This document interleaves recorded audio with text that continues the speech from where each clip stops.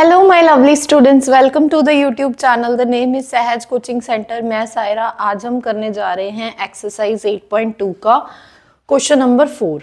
और चलिए देखते हैं कि क्या लिखा है क्वेश्चन में। A B C D is a trapezium in which A B parallel to D C. तो इसमें सबसे पहले उन्होंने बोला है कि ए बी सी डी एक ट्रपीजियम है जिसमें ए बी पैरेलल है डीसी के, मतलब ये लाइन इस लाइन के पैरेलल है।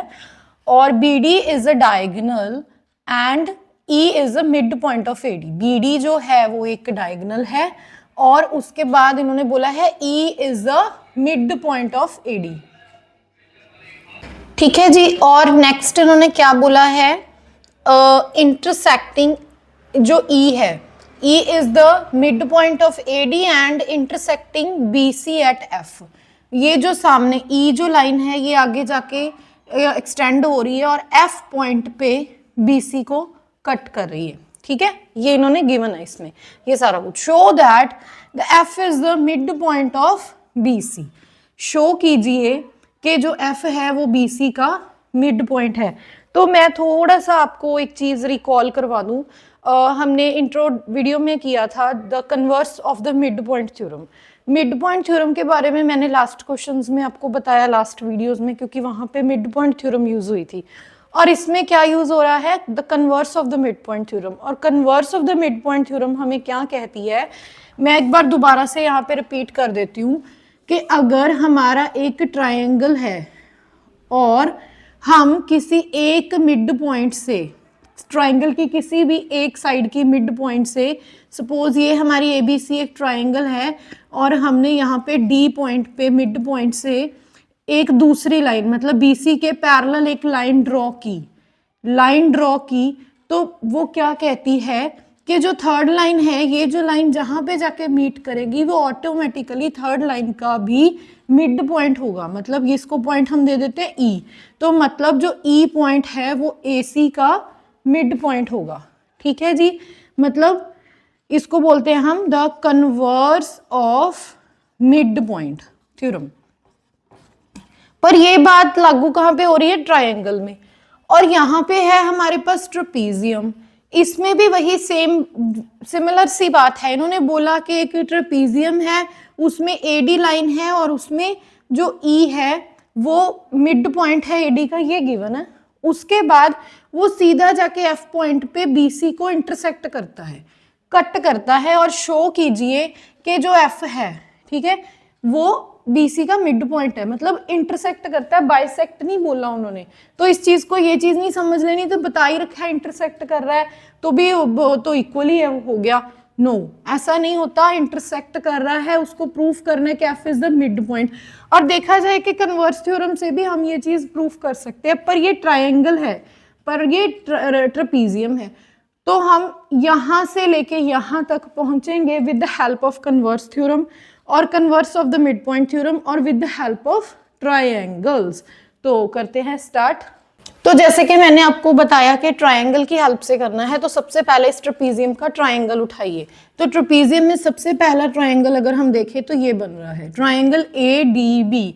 तो सॉल्यूशन में सबसे पहले in triangle A D B, तो इसमें क्या है, E is the mid point of AD which is given। ये हमें दिया हुआ है, इसको हम अपनी तरफ से अपना कोई नाम दे देते हैं। इसको क्या नाम दे, B C D E F, suppose इसको चलो जी पॉइंट दे दीजिए इसको। ठीक है जी। तो हम इससे कह सकते हैं कि जो हमारा DG है इज इक्वल्स टू BG हो गया। DG जो है वो BG के इक्वल हो गया। Why, with the help of converse theorem, converse of mid point theorem, क्योंकि उसमें भी तो यही चीज ही थी कि अगर एक ट्रायंगल दी हुई है और उसके जो ई पॉइंट है अगर वो उसका मिड पॉइंट है, और साथ में एक चीज और भी गिवन है हमें, EG is parallel to AB, EG is parallel to AB that is also given, क्योंकि ये चीज हमें दी हुई है। E is parallel to A B, तो ई जो है वो पैरेलल जा रहा है जहां मर्जी तक जाए, तो ई जी भी तो जी भी तो रास्ते में आ रहा है, तो that means it is also parallel to A B. तो ई जी जो है वो ए बी का पैरेलल है, हैंस इसके साथ हम ये कह सकते हैं कि जो डी जी है वो बी जी का इक्वल है with the help of converse theorem. So G is the mid point of B D. ठीक है जी, हम यहां से यहां तक पहुंच गए, हमें यहां तक जाना है क्योंकि हमें एफ प्रूफ करना है। F is the mid point of B C, F is the mid point of B C, ना कि जी। जी को प्रूफ करना जरूरी था क्योंकि हमने एफ तक जंप करना है। ई से जंप किया जी पे, अब जी पे जाएंगे एफ से। कैसे जाएंगे? अभी नेक्स्ट ट्रायंगल लेंगे हम इसकी। नेक्स्ट ट्रायंगल कैसे लेंगे? नेक्स्ट ट्रायंगल आएगी in triangle D B C, in triangle D B C. तो इसमें क्या है? G is the mid point which is proved above, पीछे हम करके आ चुके हैं। और उसके बाद G F is parallel to A B.